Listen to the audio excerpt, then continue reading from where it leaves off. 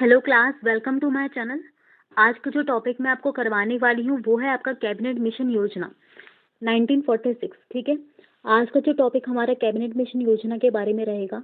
इससे पहले मैं आपको भारतीय संविधान की मांग और निर्माण के बारे में 2 पार्ट करवा चुकी हूँ, जिसके अंदर मैंने आपको ये बताया कि भारतीय संविधान की मांग किस किस ने की, किस तरह से हमारे जो है भारतीय संविधान का जो है के बारे में जो है एक गठन हुआ हमारे देश में कि हाँ भाई हमें जो है अपनी संविधान सभा चाहिए, और जो है किस तरह से इसका निर्माण हुआ, किस तरह से जो है क्रिप्स मिशन और माउंटबेटन योजना भारत में आया। ठीक है, चलो अब हम आगे जो है आज का जो मैंने अब बोला कैबिनेट मिशन योजना है, इसको मैं आपके 3rd वीडियो में कवर करूंगी, क्योंकि ये जो है बड़ा कॉन्सेप्ट है, जिस वजह से मैंने इसके लिए जो है एक अलग से वीडियो बनाया है। ठीक है, तो अगर आपको और बाकी वीडियोस देखनी है तो उसका लिंक जो है डिस्क्रिप्शन में, और साथ में जो है मेरी चैनल में जो है प्लेलिस्ट है जिसके अंदर मैंने कॉन्स्टिट्यूशन को लेकर जो है सारी वीडियोस डाल दी हैं, उसको आप आराम से देख सकते हैं। ठीक है, तो आज की जो वीडियो हमारी 3rd वीडियो है, चलो उसका कवर करते हैं। ठीक है, कैबिनेट मिशन योजना। हाँ, तो क्लास सबसे पहले जो हम पढ़ने वाले हैं वो ये पढ़ने वाले हैं कि कैबिनेट मिशन योजना क्या थी और ये भारत में क्यों आया था। ठीक है, सबसे पहले तो जो कैबिनेट मिशन योजना है, इसे ब्रिटिश प्राइम मिनिस्टर एटली ने, इनका नाम क्या था ब्रिटिश प्राइम मिनिस्टर का, एटली, उन्होंने जो है 9 फरवरी 1946 में जो है भारत में जो है कैबिनेट मिशन को भेजा था। ठीक है, उन्होंने क्या बोला था, जो एटली थे 1946 में, उन्होंने ये बोला था कि जो कैबिनेट मिशन है वो भारत में आएगा। और ये क्यों आया था, इसका रीजन क्या था, कैबिनेट मिशन योजना जो है वो क्यों बनाई गई थी, ये इसलिए बनाई गई थी कि भारत में जो है संविधान सभा का गठन हो सके। भारत में जो है संविधान सभा किस तरह से गठित की जाएगी, किस तरह से उसका चुनाव होगा, इसके बारे में जो टोटल जो तय करेगा, जो डिसीजन लेगा, जो डिसीजन मेकिंग होगी वो कैबिनेट मिशन योजना के द्वारा ही होगी। ठीक है, समझ में आया? क्या फिर से बोलेंगे एक बार, उन्होंने क्या बोला 9 फरवरी 1946 में ब्रिटिश प्रधानमंत्री ने बोला कि भाई भारत में जो है कैबिनेट मिशन योजना आएगी, जिसके तहत जो है भारत में संविधान सभा कैसे बनेगी, कैसे उसके लिए चुनाव होंगे, वो सब चीजें तय की जाएंगी। ठीक है, आगे जो इस समय घोषणा हुई थी, और भारत में कब आया था कैबिनेट मिशन, भारत में कब आया था 24 मार्च 1946।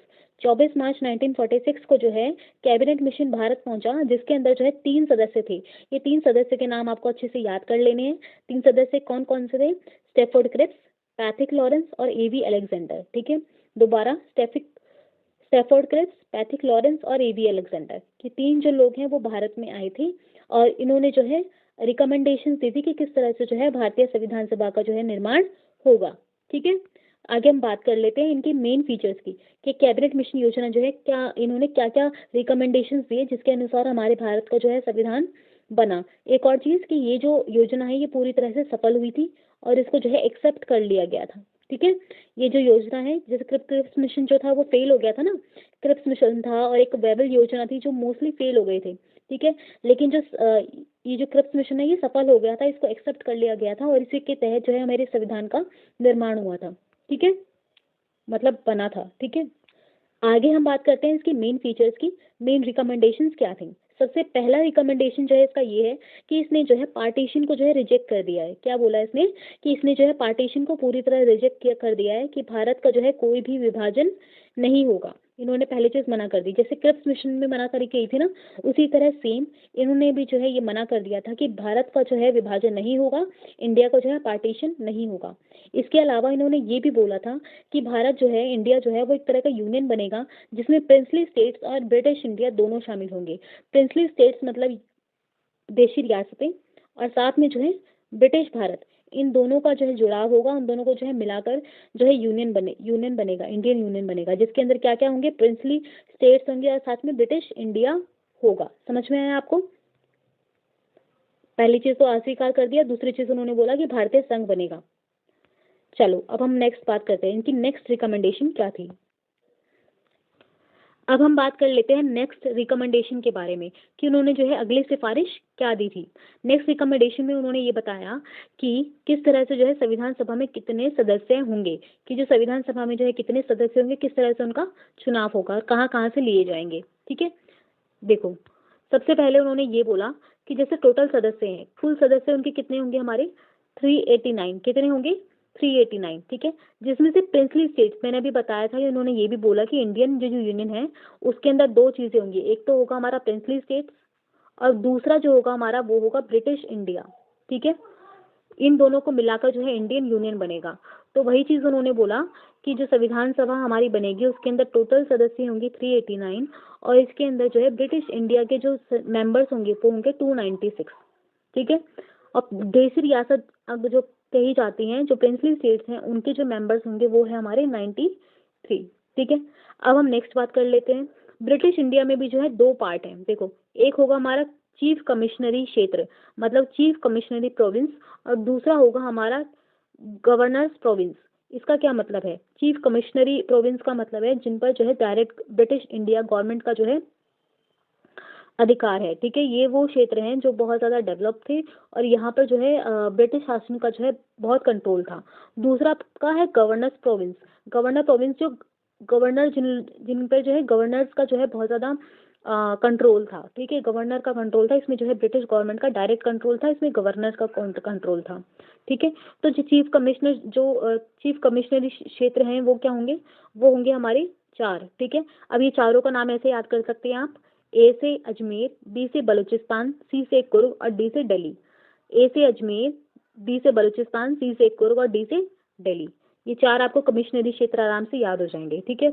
और इसके अलावा जो गवर्नर प्रोविंस है, मतलब कि जो गवर्नरों के जो प्रांत हैं वो कितने होंगे? वो होंगे आपके 292। ठीक है। आ गया। तो टोटल सदस्य हमारे कितने होंगे? 389। ठीक है। इसके बाद हम बात कर लेते हैं कि चुनाव कैसे होगा। इसमें ये बोला गया कि the number of the seat in which in each province will be allotted, इसको ठीक कर लेना, अलॉटेड है, in the proportion of its population. इसका क्या मतलब है? इसमें ये बोला गया कि जैसे मान लो एक सीट है, अभी मैंने आपको बताया कि 389 टोटल सीट है। ठीक है। अब 389 जो है जनसंख्या, ये जो है मतलब कि सीट क्यों रखी गई? कोई तो इसके पीछे रीजन होगा। इन्होंने ये बोला कि जैसे भारत में जितने भी सदस्य थे ना, उसमें 10 लाख के ऊपर, मतलब कि कम से कम 10 लाख लोगों के ऊपर एक प्रतिनिधि चुना जाएगा। मतलब एक मेंबर होगा 10 लाख लोगों के ऊपर। ठीक है। हर 10 जब 10 पूरी जनसंख्या हो जाएगी ना, उसके ऊपर सिर्फ एक सीट जो है दी गई है। ठीक है। 10 लाख पर एक सीट। ठीक है। नेक्स्ट आपका क्या बोलता है? नेक्स्ट आपका है कि seat of the British province were on decided on the proportion of their population among their 3 communities. देखो, हमारे भारत में आपको पता है कि हमारा भारत जो है विभिन्नताओं वाला देश है और भारत में जो है मुख्य रूप से 3 धर्म हैं मेन। एक आपका है हिंदू, एक है मुस्लिम और एक है सामान्य। सामान्य में बाकी सब आ गए जो भी जैन, बुद्ध और हिंदू हैं। ठीक है। तो इसमें एक तो मुस्लिम हो गए, एक जो है हमारे सिख हो गए और बाकी एक जो है जनरल, जो उसमें हर कोई आ जाता है। ठीक है। तो इसमें ये बोला गया कि उनके अकॉर्डिंग, उनके प्रपोर्शन के अकॉर्डिंग, जैसे फॉर एग्जांपल जैसे कोई प्रांत है। ठीक है। 5 लाख, तो उसके अंदर 50%, ठीक है, 50% तो उसके अंदर मोमडन्स हैं। तो उस प्रांत में जितनी भी सीट होंगी ना, उसका हाफ जो है मोमडन्स को जाएगा। ठीक है। इस तरीके से जो है उनकी सीट डिवाइड होंगी। मतलब उनके जो है जैसे कितने मोमडन्स हैं, कितने मुस्लिम हैं, कितने सिख हैं और कितने जनरल है, उसी अकॉर्डिंग जो है उनकी सीट जो है अलॉटेड होंगी। ठीक है। मतलब ताकि सभी लोग जो है संविधान सभा में आ सके। ऐसा नहीं है कि बहुमत वाले लोग आ जाएं सिर्फ। ठीक है। सभी लोग आएंगे। अब हम नेक्स्ट बात कर लेते हैं कि किस तरह से जो है इनको चुनाव हुआ। सबसे पहली चीज, जैसा मैंने आपको पहले बताया था, फर्स्ट वीडियो में मैंने आपको बताया था कि पंडित जवाहरलाल नेहरू जी चाहते थे कि भारत की जो संविधान सभा है उसका वयस्क मताधिकार से जो है चुना जाए। उन्होंने 1938 में जो है ये प्रस्ताव पारित किया था। उन्होंने बोला था कि भाई हमें जो है संविधान सभा जो चाहिए वो किस तरह से चाहिए? वयस्क मताधिकार के अनुसार चुनी गई हो। ऐसी जो है हमें समय जो है संविधान सभा चाहिए, ऐसे लोग से चाहिए जिन्हें जो है वयस्क मताधिकार, मतलब कि अडल्ट फ्रेंचाइज के द्वारा जो है चुनी गई हो। ठीक है। लेकिन ऐसा नहीं हुआ। ऐसा क्यों नहीं हुआ? क्योंकि उस समय जो है ऐसी कंडीशंस नहीं थी, जिस वजह से उन्होंने ये बोला कि जो कॉन्स्टिट्यूशन असेंबली है वो जो है किस तरह से चुनी जाएगी? वो जो है अडल्ट फ्रेंचाइज के द्वारा नहीं चुनी जाएगी, बल्कि ये जो है इनडायरेक्टली चुनी जाएगी। किसके थ्रू? प्रोविंशियल असेंबलीज के थ्रू, मतलब जो प्रांतीय विधानसभा है उनके द्वारा चुनी जाएगी। एक बार इसको आप ध्यान से समझेंगे किस किस तरह से बात हो रही है। जैसे ये है आपकी संविधान सभा। ठीक है। ये है आपके प्रांत अलग अलग। ठीक है। और ये है आपकी टोटल जनता। ठीक है। अब जो जनता है, जनता ने किसको चुना है? इन प्रांतों में जो सदस्य हैं उनको चुना है। ठीक है। अब ये लोग जो है संविधान सभा के सदस्यों को यहाँ से चुनेंगे। तो ये अप्रत्यक्ष रूप से, मतलब इनडायरेक्टली है। ठीक है। अगर डायरेक्टली जो जनता है वो डायरेक्ट, एक मिनट देखिए, अगर जनता जो है, जैसे ये संविधान सभा है और ये जनता है, अगर जनता जो है मतलब कि जो हमारी जो नॉर्मल जनता है, जो लोग हैं, अगर वो डायरेक्टली इसको चुनाव करते तो वो होता हमारा वयस्क मताधिकार, ठीक है। 18+ वाले अगर करते हैं तो वो होता हमारा वयस्क मताधिकार। लेकिन इस तरह से जो है डायरेक्टली वोटिंग नहीं हुई। किस तरह से वोटिंग हुई, जैसे संविधान सभा है उसको जो है अलग अलग प्रांत है, और जो जनता है उन्होंने जो है प्रांत के सदस्य को चुना है, और इन प्रांत के सदस्यों ने जो है कि वो किसको चुना है, संविधान सभा के सदस्यों को चुना है। समझ में आया आपको? इस तरह से इनडायरेक्टली वोटिंग हुई है, पहले यहाँ से यहाँ चुनाव हुए, फिर उसके बाद यहाँ से यहाँ, ठीक है। समझ में आया आपको? इस तरह से। और एक और चीज बता दूं कि जैसे जो प्रांतों को भी अगर जो चुनते थे ना, जो लोग जो जनता चुनती थी, वो भी ऐसा नहीं है कि सब लोग जो है मतलब कि उन लोगों को चुन रहे हैं। इसमें जो है क्या क्या कौन कौन लोग आते थे, मेनली जमींदार आते थे, मेनली जो है बड़े बड़े लोग, वो लोग चुनते थे। ऐसा नहीं कि छोटे मोटे किसानों को भी जो है मतलब कि अधिकार दे दिया था उन्होंने वोटिंग का, ऐसा नहीं होता था। जो प्रांत है ना, उनमें मेनली जो छोटे लोग, जो बड़े लोग थे ना, सिर्फ वही लोग जो है वोटिंग करते थे, उन्हीं को अधिकार था, ठीक है। तो इस तरह से जो है मतलब वयस्क मताधिकार नहीं हुआ, लेकिन फिर भी ऐसा माना जाता है कि जो हमारी संविधान सभा है उसमें जो है सभी लोग, सभी वर्ग के लोग जो है सम्मिलित थे। तो इस वजह से जो है एक सफलता भी मानी जाती है कि ये एक तरह से जो है सफल रहा, क्योंकि सभी वर्ग जो है अपने प्रोपोर्शन में जो है संविधान सभा में जो है सम्मिलित थे, ठीक है, मतलब कि इंक्लूडेड थे। सभी जो कम्युनिटीज के जो मेंबर्स हैं वो ऑलरेडी जो है इंक्लूडेड थे हमारी कॉन्स्टिट्यूशन असेंबली में। समझ में आया? सबसे पहली चीज तो हमने क्या पढ़ा कि इसका जो है जो इलेक्ट हुआ, जो इनका इलेक्शन जो है एडल्ट फ्रेंचाइज के थ्रू नहीं हुआ। Second thing, the member elected indirectly by the members of the provincial assembly. मैंने अभी आपको बताया कि प्रांतीय विधानसभा के द्वारा अप्रत्यक्ष रूप से चुना गया, इनडायरेक्टली बाय प्रोविंशियल असेंबली। इसके बाद देशी रियासतों के प्रतिनिधियों का चयन उनके राज्यों के द्वारा किया गया। इसका क्या मतलब है? इसका मतलब ये है कि जो देशी रियासतें थीं, ठीक है, उसके अंदर जो है चुनाव नहीं हुए। जिस तरह से जो है प्रांतीय विधानसभाओं में चुनाव हुए, उस तरह से जो है देशी रियासतों में चुनाव नहीं हुए। उन लोगों ने क्या करा, उन लोगों जैसे कोई राजा होता था, उन लोगों ने जैसे बहुत सारे उसके मंत्री हैं, ठीक है, उसमें से जो उसका विश्वासु है, जो उसको जो है जिसको वो मानता है और उसे ऐसा लगता है कि वो जो है उसको रिप्रेजेंट कर सकता है, जैसे मान लो अकबर ने बीरबल को भेज दिया हो, तो इस तरह से जो उसका विश्वासु इंसान था उसको जो है वो अपना प्रतिनिधि बना के चूज करके भेज सकते थे, ठीक है। तो वहाँ पर जो है चुनाव नहीं होना था, वहाँ पे जो है नॉमिनेट होना था, मतलब कि चुना जाना था। वो जो है अपने आप ही, वो राजा जो है वो अपनी मर्जी से चुनेगा कि आप चले जाओ, जैसे किसी भी व्यक्ति का नाम लिया XYZ का, तो वो जाकर जो है उनकी जगह पे जो है संविधान सभा में प्रतिनिधित्व करेगा। हम बात करते हैं संविधान सभा में 296 निर्वाचित व 93 मनोनीत सदस्य थे। इन्होंने ऐसा क्यों बोला कि 296 इलेक्टेड और 93 नॉमिनेटेड? 296 इलेक्टेड कौन से थे? जो प्रांत के थे, जो ब्रिटिश इंडिया के थे। और जो 93 नॉमिनेटेड थे, ये किसके थे? ये प्रिंसली स्टेट के थे जो नॉमिनेटेड थे, ठीक है। अभी तक हमने बात करी कि चुनाव जो है किस तरह से होने थे। तो इसके बाद जो है जुलाई 1946 से लेकर अगस्त 1946 तक जो है चुनाव हुए, जिसमें जो है वोटिंग मेथड क्या था? क्या वोटिंग मेथड अपनाया था? सिंगल ट्रांसफरेबल वोट सिस्टम, एकल संक्रमणीय मत प्रणाली। अभी जो मैंने आपको बताया ना कि किस तरह से, जैसे संविधान है, जो मतलब कि संविधान सभा है, उसके सदस्यों को प्रांतों के द्वारा, जैसे अलग अलग प्रांत हैं, जनता है, और उनके द्वारा जो है इनडायरेक्टली चुना गया। इसी को हम एकल संक्रमणीय प्रणाली कहते हैं। इसी को हम सेम वही चीज़ जो मैंने अभी आपको बताई है। दूसरी प्रोपोर्शनल रिप्रेजेंटेशन, इसके अंदर भी मैंने आपको बताया कि जितने लोग होंगे ना, जिस कम्युनिटी के हैं, जैसे मान लो मुस्लिम कम्युनिटी के हैं, तो उस कम्युनिटी को उतनी जो है सीट मिलेगी। अगर किसी कम्युनिटी में जैसे मान लो कि 20 लाख है, तो वहाँ की सीटें कितनी हो जाएंगी? 2 सीटें हो जाएंगी। और उसमें से अगर 10 लाख अगर मोमडन्स हैं, तो एक सीट तो 100% जो है एक मुस्लिम की होगी, ठीक है। समझ में आया? उनकी कम्युनिटी के जितने लोग रहते हैं उनके अकॉर्डिंग जो है उनकी सीट डिवाइड करी गई है। समझ में आया? अगर आपको ये याद करना है तो याद कर लो, वरना ये ज़्यादा इंपॉर्टेंट नहीं है कि क्या प्रणाली थी, ठीक है। मेन हमें ये याद करने से मतलब है कि क्या क्या उनकी रिकमेंडेशन थी, ये ज़्यादा इंपॉर्टेंट नहीं था, ठीक है। अब हम रिजल्ट की बात कर लेते हैं कि किस तरह से जो है रिजल्ट आया था। कांग्रेस को जो है 208 जो है सीट मिली थी। इसके अलावा मुस्लिम लीग को 73 सीट्स मिली थी। अदर्स मतलब कि बाकी जो बचे कुछ थे उनको 15 सीट्स मिली थी, और सिख लोगों को 4 सीटें मिली थी, ठीक है। इस तरह से आप देख लेते हैं कि मुस्लिम लीग को कम सीटें मिली है, कांग्रेस को बहुत ज़्यादा सीटें मिली हैं।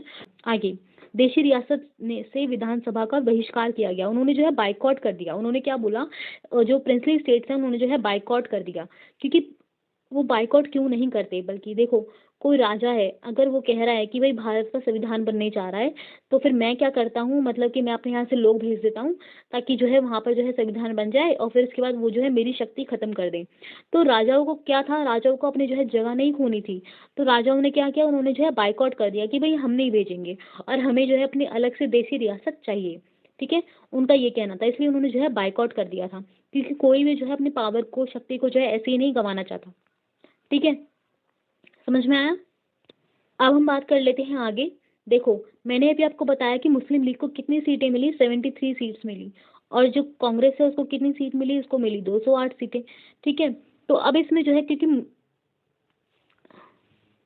अब इसमें क्या हुआ कि उन्होंने जो है, जो मुस्लिम लीग ने, उन्होंने क्या बोला कि भाई देखो 73 सीट हैं, तो अब उसमें जो है वो जो है संविधान में जो निर्णय लिए जाएंगे, जो उनके कानून वगैरह बनेंगे, रूल रेगुलेशन बनेंगे, उनको वो इतना ज़्यादा इन्फ्लुएंस नहीं कर पाएंगे जितना ज़्यादा कांग्रेस कर पाएगी। ठीक है, और उन्हें जो है कहीं ना कहीं डर था कि कहीं ना कहीं जो है, जो इंडिया है वो एक तरह से हिंदू कंट्री बन जाएगा। ठीक है, वो मेनली उनको ये था डर कि हिंदू कंट्री बन जाएगा और जो मोमडन्स हैं, जो मुस्लिम्स हैं, उनको जो है उनके अधिकार नहीं दिए जाएंगे। जिस वजह से उन्होंने जो है क्या किया, उन्होंने जो है अलग से सेपरेट स्टेट मांगा। स्टेट का मतलब यहाँ पर वो देश से है। ठीक है, और उन्होंने ये बोला कि भाई हमें जो है अलग से जो है स्टेट चाहिए, हमें अलग से जो है संविधान सभा, कॉन्स्टिट्यूशन असेंबली चाहिए, हमें हमें अलग से अपना संविधान चाहिए, उन्होंने ऐसा बोला। ठीक है, इसके बाद क्या हुआ, 1947 में माउंटबेटन योजना आई। मैंने आपको पहले बता चुकी हूँ कि माउंटबेटन योजना क्या थी पिछली वीडियो में, जिसमें जो है वायसरॉय थे 1947 में,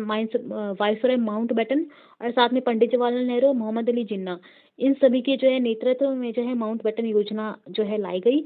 और क्या हुआ कि हमारे देश में जो है, हमारे देश का बंटवारा हुआ और भारत और पाकिस्तान अलग हो गया। समझ में आया आपको किस तरह से जो है हमारा कैबिनेट मिशन हमारा जो है भारत अलग हो गया। ठीक है, और हमारा जो है हमारे देश में कैबिनेट मिशन योजना आई, और किस तरह से उसकी ने जो है रिकमेंडेशन दी। आई होप कि आपको सारे रिकमेंडेशन याद हो गए हों। ठीक है, और दूसरी चीज़ फिर किस तरह से जो है चुनाव हुआ और चुनाव के जो है क्या रिजल्ट आई। ठीक है, ये 4 चीज़ें आपको अच्छे से याद रखनी है कि कैबिनेट मिशन योजना क्या थी, क्या उसके रिकमेंडेशन थे, और किस तरह से हमारे देश में चुनाव हुआ और किस तरह से उसके रिजल्ट आए। अब हम बात कर लेते हैं आगे की, कि देखो माउंटबेटन योजना के तहत जो है हमारा भारत तो अलग हो गया, हमारे भारत का बंटवारा हो गया। अब इसके बाद जो है संविधान सभा में कितने सदस्य बचे? इसके बाद संविधान सभा में जो है मैंने 299 सदस्य टोटल जो है बचे। ठीक है, जिसमें ब्रिटिश इंडिया के सदस्य थे 229, और साथ में जो प्रिंसली स्टेट्स मतलब कि रियासतों के जो सदस्य थे वो थे आपके 70। इसमें 82% जो है कांग्रेस मेंबर्स थे।